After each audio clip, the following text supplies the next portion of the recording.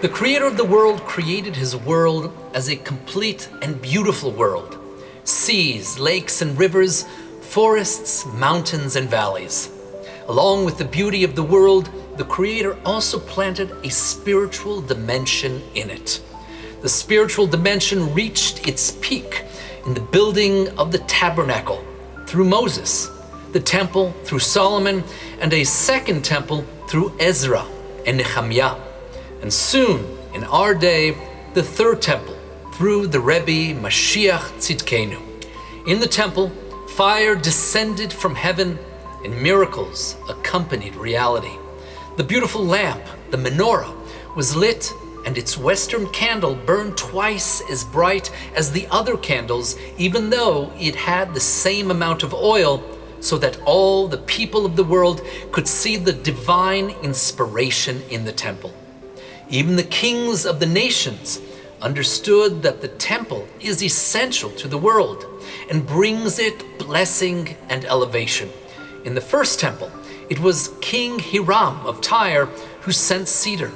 In the second temple were the Persian kings Cyrus and Darius who helped in its construction. The construction of the second temple was accompanied by the prophet Zechariah. He prophesied, "And I am very angry with the nations that are calm, because I was a little angry, and they helped to do evil.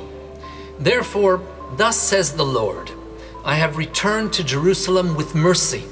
There my house will be built, says the Lord of hosts, and a plumb line will be stretched over Jerusalem." The prophet warns the nations of the world not to make the mistake of misinterpreting Israel's exile. Exile is a punishment for Israel's sins and a suffering that is a preparation to receive great light.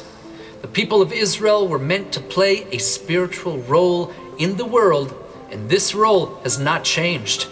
The role of building the temple and continuing the divine light in the world.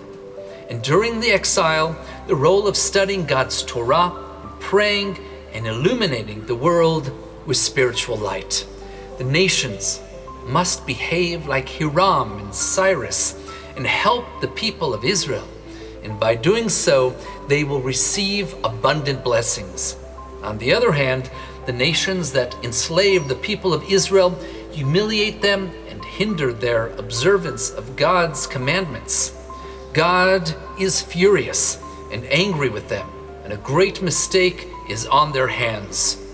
Furthermore, proclaim, saying, "Thus says the Lord of hosts, my cities will still spread in prosperity, and the Lord will still comfort Zion and will still choose Jerusalem."